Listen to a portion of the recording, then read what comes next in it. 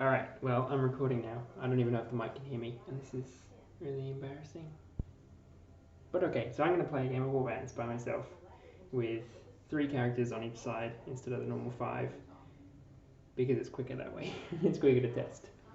And it also means that I can fit all the characters into one Warband sheet instead of having to use 2. So those are the 6 characters. You can do a 3v3. So I'm going to go into round 1, and I'm just going to do the scenario, which is kill each other. It's just a deathmatch, team deathmatch. And the character that's going to go first is the character with the highest speed stat, which is actually our undead warrior, who is this guy right here, very originally named Hitmotep, because he's kind of pharaoh-y looking. So Hitmotep's actually got a speed of 8, so he's going to go first. And he's got 3 action points, which is the normal number of action points that each character has in their turn. And he only has 2 short swords, and he's only level 1, so he can't really do much this turn in terms of attacking. So he's just going to move. So his movement is 7 inches, and 7 inches isn't enough to get him in range to do anything. So what he's going to do is he's going to sprint. So what sprint does, it doubles your movement speed for the turn, but it doesn't actually move you. So it costs 1 action point to sprint. Now he's going to move, and he's going to move 14 inches now because of his sprint. He doesn't have to do it in a straight line, but he's going to. And then he's going to move his last 2, changing the angle just to demonstrate that. And he's going to bring his last action point with him. So he doesn't have anything to spend on that. He's only got melee weapons, so he's going to end his turn. I'll move on to... got the wrong character on here, actually. So let's fix that up. Whoops. So Brutus, our Dragonborn. So he is in a similar situation. He's just got an axe and a shield, and he's level 1, so not much to do in terms of range. He's got a speed of 6, makes him the next fastest, and a movement of 6. So he's going to go, and I think he might actually be able to get in range of Hitmotep if he sprints, because that would be 6, and then that would be another 6. So he's going to do that. So he's going to sprint using an action point to go down to 2, and then he's going to move his 6, and then the remaining 6, and he's got 1 action point left. And with that action point, he is going to try and attack his enemy. So he has a hand axe. So hand axe normally it needs a roll of 10 to hit, because it's a novice weapon. So it's one of the easiest weapons to use in the game. But because he did the sprint action, that increases how hard it is for him to hit someone in the turn.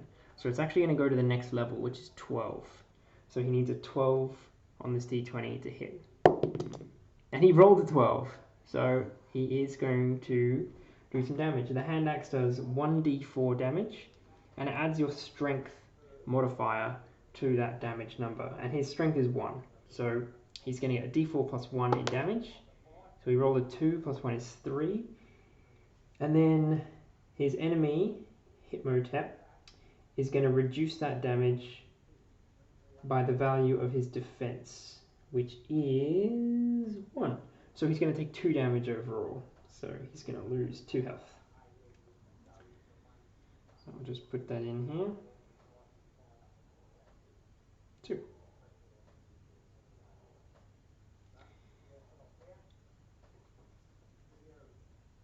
So what we were looking at there, let's just wait for this to focus, is the hand axe weapon over here with its hit roll needed of 10 plus 2 because he did a sprint, and then we did hit, and so we do the 1d4 damage plus 1 for his strength, so 1d4 plus 1. And then over on Hitmotep's character sheet we can see he has defense, once that focuses,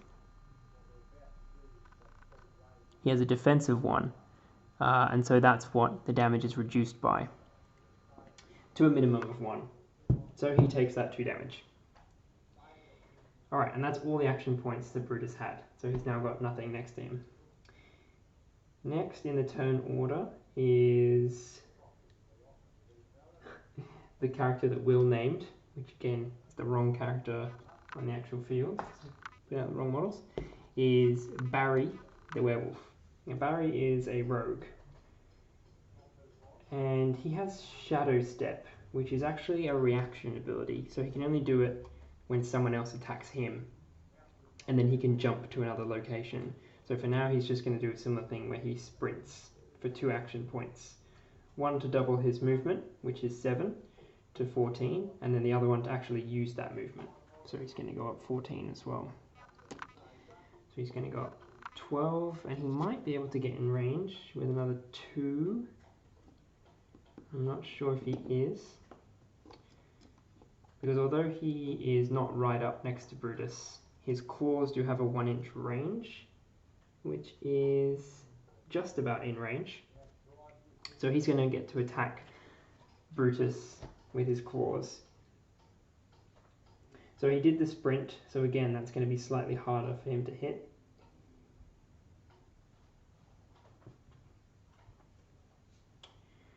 But he has 2 of them. Focus, so he's got 2 claw weapons over here. They're normally a 10 to hit as well.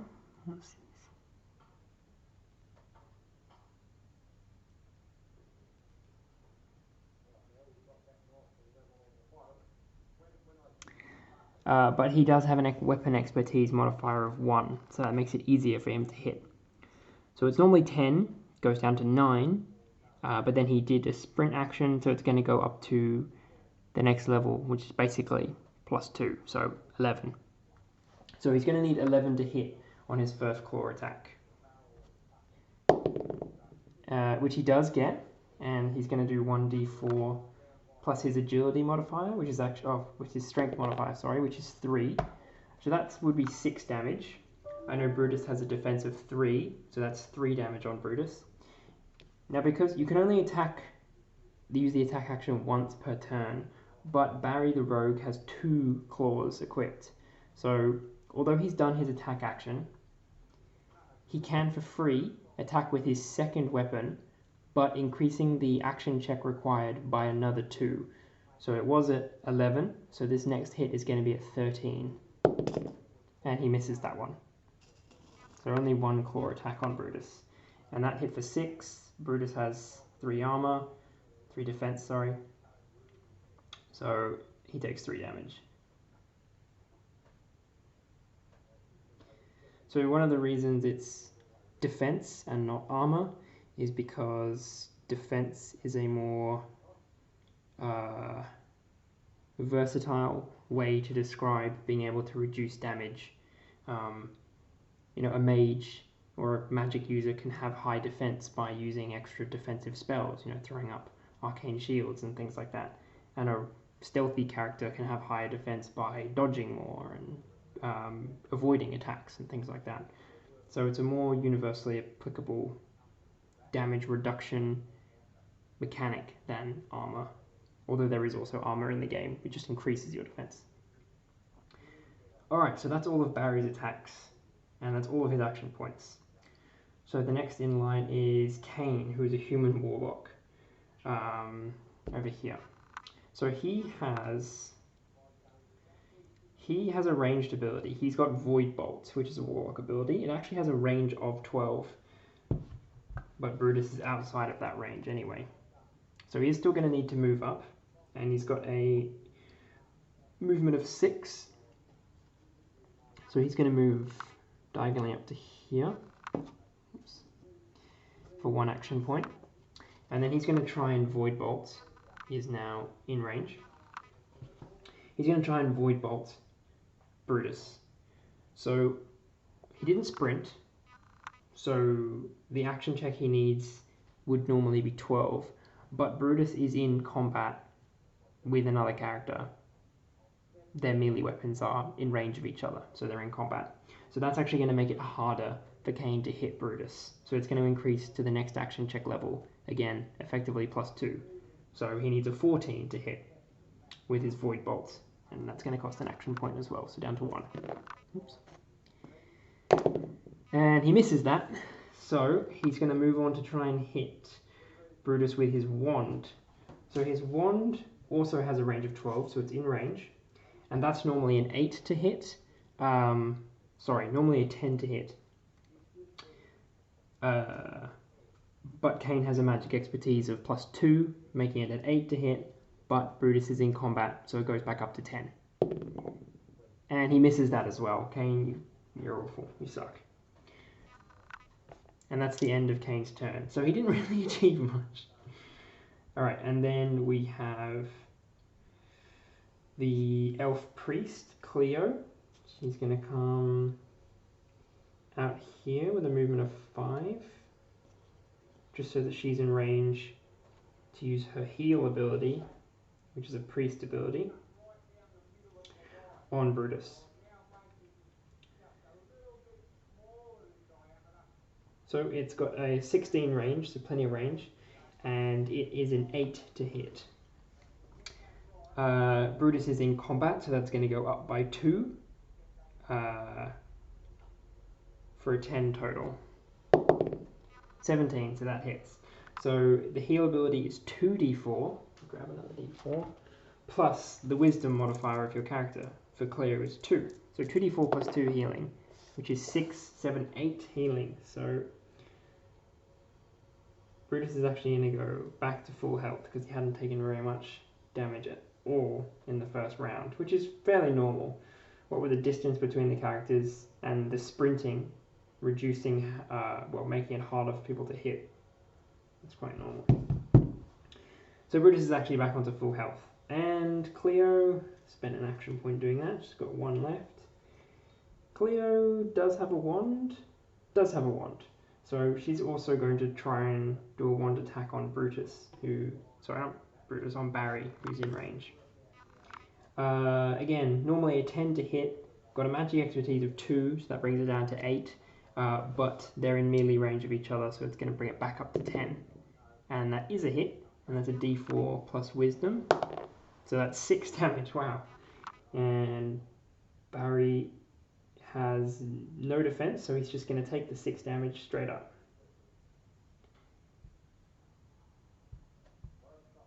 So he's actually down to 10 health. So that was a pretty good turn from Cleo. And then the last character to go is, again, wrong actual model, is Whiskers, who is a kobold mage. And he's got a 5 movement as well. He's going to move 4 and then 1 up to there, right next to Cleo. And he has, I think he has Frost Lance, yeah. So that's a ranged magic ability as well that does damage and can slow enemies. So he's going to cast it on Barry. It is an expert level spell, so it needs a 14 to hit normally, but he has 2 magic expertise as well. So that's going to come down to 12, but Barry's in combat, so it's going to go back up to 14. And he misses. So he misses on the Frostbolt, but he does have a staff, which is a 2-handed magic range weapon, which is exactly the same. It's expert, so 14 down to 12, back up to 14 from all the modifiers, and he gets it with a 14, and that is a d8 plus intellect damage weapon. So 7 damage on the roll, and then plus 2 intelligence on him is actually enough to kill Barry. So that knocks Barry out. That was pretty brutal. Goodbye, Barry. And then that is the end of round 1. Moving on to round 2. And the turn order stays the same, but we skip Barry when it gets to his turn because he's not here anymore, because he is knocked out. So we're going to go back to Hypnotep. So everyone's action points reset to 3. They don't carry over, so even though Hypnotep had 1, he goes back up to 3, he doesn't go up to 4. everyone goes back up to what they had. 3. I had another dice in here. And it's Hitmotep's turn. He is going to, for the sake of testing mechanics, he is going to spend an action point to move 4, and he's got another 3 to there. And when he does that, Brutus has the opportunity to use a reaction, which everyone has access to, which is making a normal weapon attack when someone leaves your melee range. So Brutus is going to do that by spending an action point. And he just does his regular attack, which is his hand axe, and he needs a 10 to hit. And he does get it, so he's going to do a d4. There's 4 plus his strength, which is 1. So 5 damage. And Hitmotep has 1 armor, so 4 damage.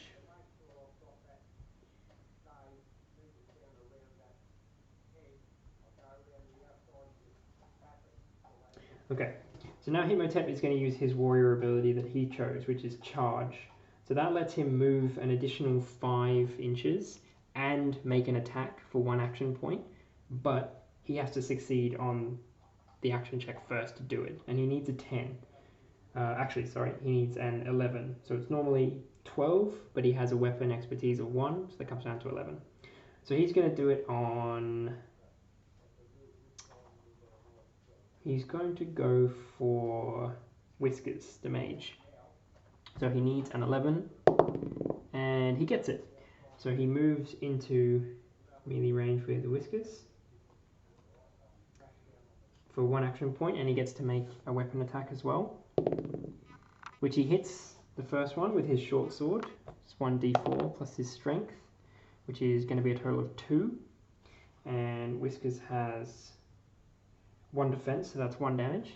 And he's got 2 short swords, so he's in the same position as Barry was, which is he gets to make a second attack for free with an increased AC. So it would be 13 to hit, and he misses that one. That was only his charge. He still has 1 more action point, so he's going to use his regular attack again on Whiskers, and the same thing. So 11 to hit on the first one, misses, and then 13 to hit on the second one, and he hits that one. So another d4 plus his strength of 1 is 5 damage, minus Whiskers' defense of 1 is 4 damage. So that's a total of, I think, 5 damage onto Whiskers. Brings him down to 11. And that's all of Hitmotep's action points, so he's got none left this turn. Then we move to Brutus's turn. So he is going to... He's only got 2 action points because he spent 1 on his reaction. So he is just going to go and... With his movement of 6, he can't move into range of Kane without sprinting. And he doesn't have charge, he has Enrage instead. So out of the 5 warrior abilities available to him, he chose Rage and Hitmotep took Charge. So he can get into range of Hitmotep and make an attack, which...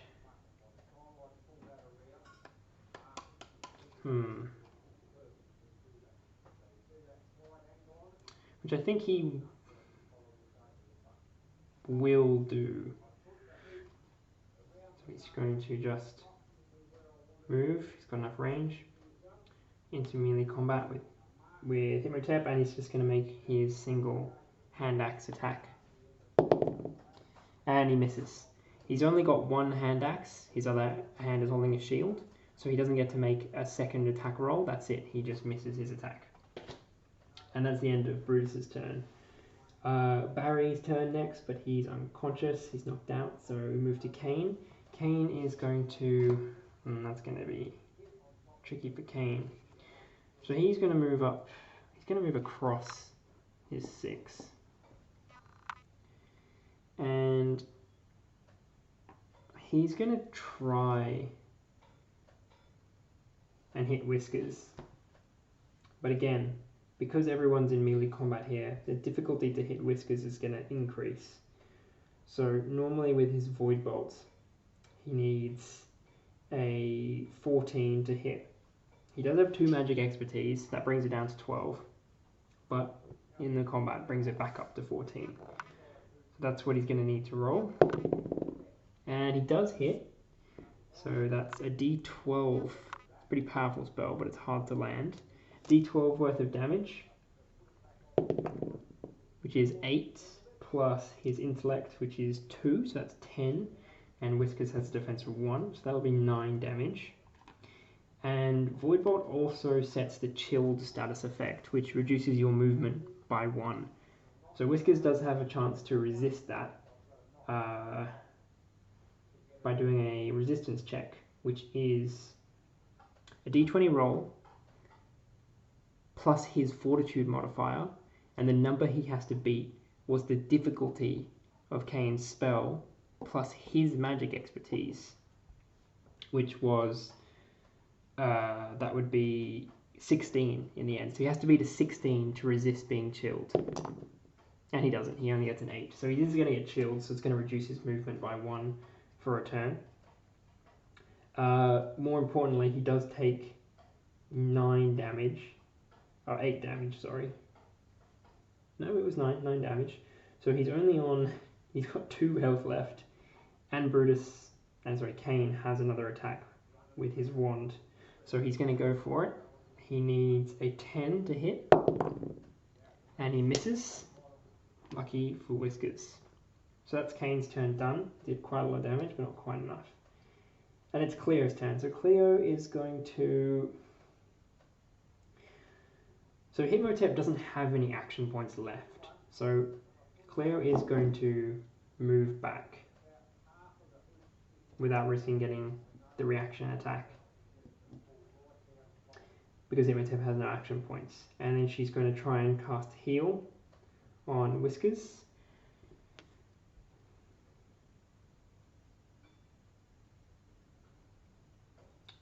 And she would need an 8, but it's going to be 10 because of the combat, and she does get it. So that's 2d4. This probably needs to be lowered. So that's 4 plus Wisdom, 5, 6. So Whiskers goes back up to 8.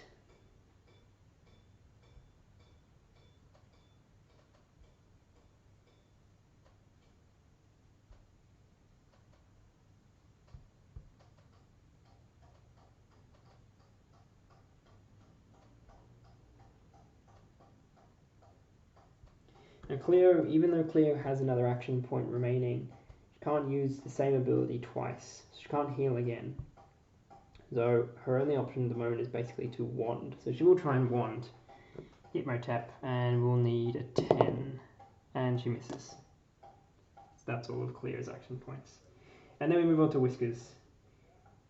Again, Whiskers can freely move back because Hitmotep doesn't have any action points to have a swing. So he's going to use Frost Lance again, and he does need a 14 to land that, which he misses. And he's going to try and use his staff. Again, needs 14, and that does hit. And that is a d8 plus his intellect of 2, which is 5 damage. Hitmotep has 1 defense, so that's 4 damage to Hitmotep.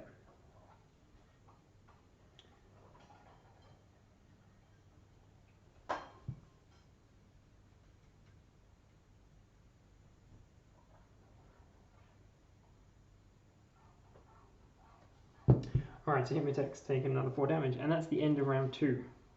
So we go to round 3. So everyone gets their action points back again.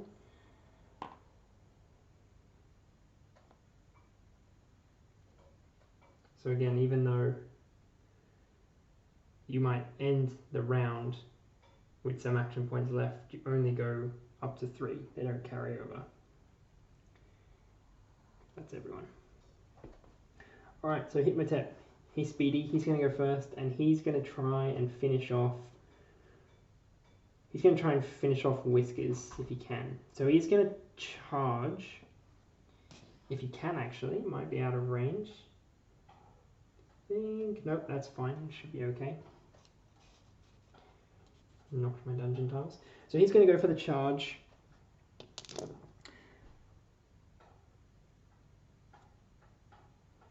So melee abilities, like charge, are not affected by being in combat with another character. So he just needs to roll an 11 to be able to make it to Whiskers. And he does not. He does not roll his 11. So he's just going to do his regular movement over to Whiskers for another action point. Brutus is going to make a reaction attack against him, needing a 10, and he hits. It's a 1d4. 4 plus 1 is 5. Minus 1 for Hypnotep's defense. So only 4 damage. I say only 4 damage, but Hypnotep is only on 8 health now. And Hypnotep's going to make his use his last action point to attack with his short swords. So again, he's got 2 of them, so he gets to do it twice. The first one on a 10 and misses. Oh, sorry, on a 9 and misses. Still missed anyway. And the second one on 11 and misses again. Not a great turn. So that's it. He missed all of his abilities and took some damage. So not a great turn. Then Brutus is going to have his turn. He's going to just going to hold up. There's not much he can do in there. So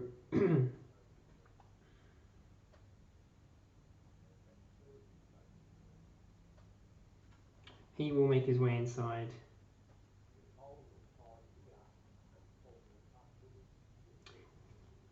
To chase Hypnotep, and he's just going to use his last action point to hit him with his hand axe again. And he hits him, and he does 1 damage.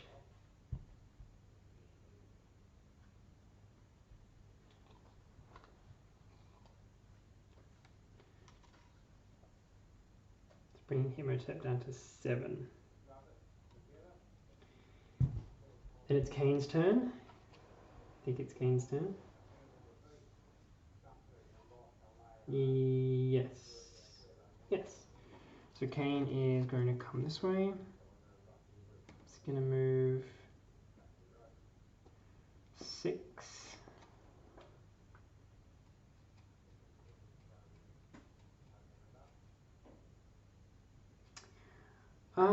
He won't be able to hit Whiskers from there if he did a regular move.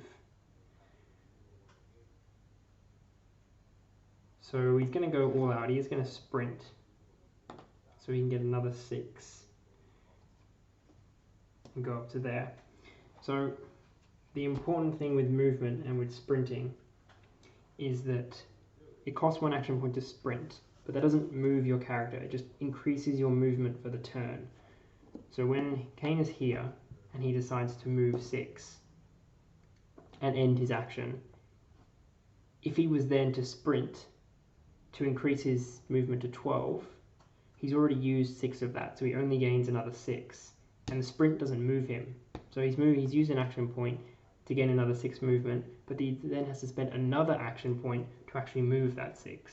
So it's better to plan from the beginning and say, okay, I'm here. You can pre-measure. Pre-measuring is fine. Pre-measure all the time. And say, okay, it's going to be 6 to there, and then I'm going to need a little bit more to get up there. So I'm going to start off with the sprint. So I go down to 2, then I spend my 1 to move as much as I need to within my 12 inches, and then with my last action point, I'm going to use my ability, which is Void Bolts. And it's going to need an 18 to hit, so normally 14. Or actually, it's going to need a 16 to hit. So normally 14, magic expertise of 2 to bring it down to 12. He did a sprint, so that goes up to 14, and Whiskers is in combat, so that goes up to 16. And he does not get it. So his staff would have been the same, because it's the same expertise level spell. or attack. And then we can move on to Cleo. And Cleo's going to try and wand first onto Hitmotep. So needs a 10, misses. I'm going to try and heal Whiskers, gets it, and heals him for another 8. So that definitely needs to be changed because that's far too much healing. So it should be a D4 instead of 2D4. But we'll do that for now.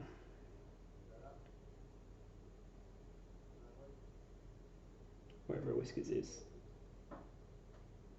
So he actually goes back to full health with that. So yeah, that healing is far too good. And that's the end of Cleo's turn. Got one more action point, but nothing really to do with it. So she'll end there. Whiskers is going to spend his action point to move. Then he's going to use his Frost Lance ability, which hits and is a D6, which he manages to roll a 6, plus his damage of 2, sorry, his intellect of 2, for a total of 8 damage, minus Hitmotep's 1 armor, 1 defense, sorry, for 7 damage, which is enough to finish him off. So Pharaoh Skeleton Boy is also knocked out. It's now a 3 versus 1. There's nothing that Kane can really do. He's destined to probably, well, definitely lose. Could get away with not dying. We're not getting knocked out. And the way he can do that is by, on his turn, so in the next round, Brutus would have his turn. He'll probably come in and hit him for a few points of damage, but he hasn't taken any damage yet. And then with his 3 action points, he would be able to use Sprint to move up to 12 inches, and he'd be able to move his 2 down the stairs, and then 10 off the side of the board. And when a character runs off the side of the board voluntarily, they have fled the battlefield. So they still lose, and the opponents will still get a point for making them flee, but unlike Barry and Hitmotep, who were knocked out, he won't need to roll on the injury table because he wasn't injured, he just ran away. He was brave, so rotten. So that would be the end of the game through rounds 4 and 5, with Kane running away. So Kane fled, those 2 were knocked out.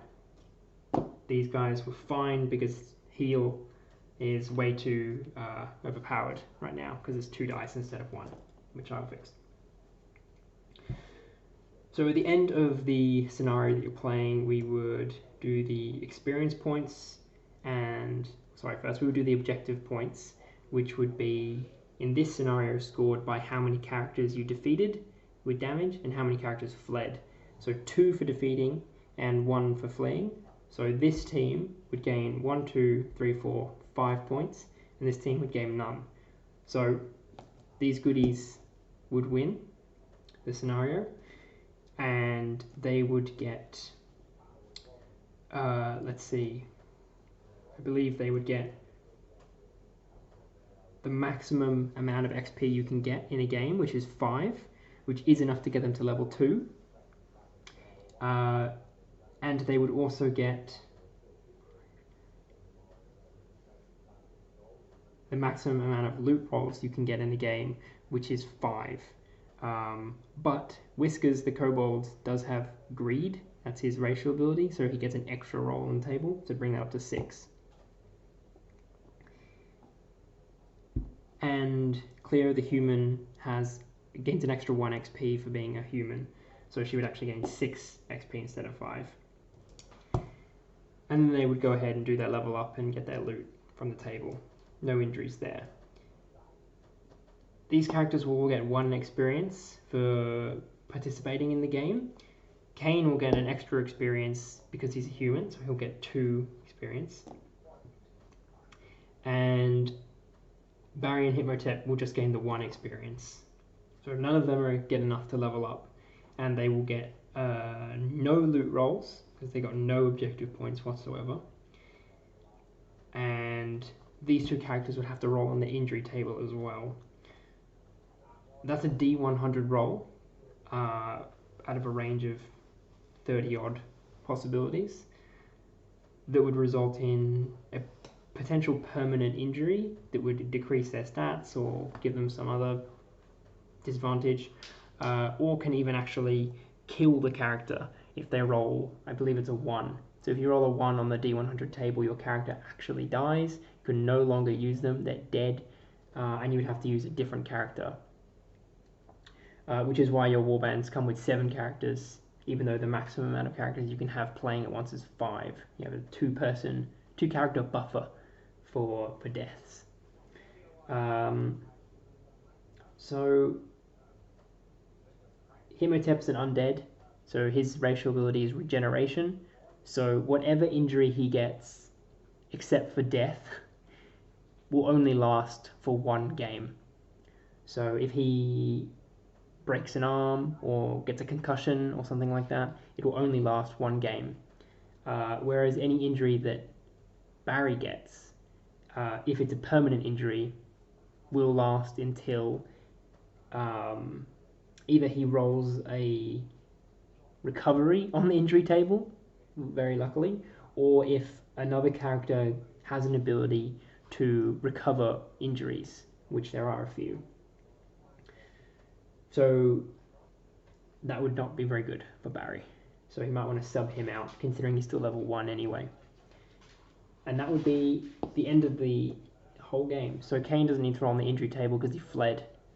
There's nothing wrong with Kane. So normally you'd have 5 characters each, and they'd be further back on a bigger field. So by the time you get to round 3-ish, that's when they would probably be meeting in the middle instead of, basically straight away. Admittedly, healing was very overpowered just then. These characters are all level 1 as well, which is why they had a lot of turns where they ended with an extra action point, because you can only spend 1 action point a turn to attack with weapons, and you can only use your abilities, each ability once per turn. So at level 2 you would choose new abilities, and then obviously you could spend all of your action points without even moving by doing an attack and 2 abilities. That's fine. But these level 1 characters only really have those 2 options. And that's it. That is a very small game of warbands where one side got absolutely crushed because these priest heals was OP.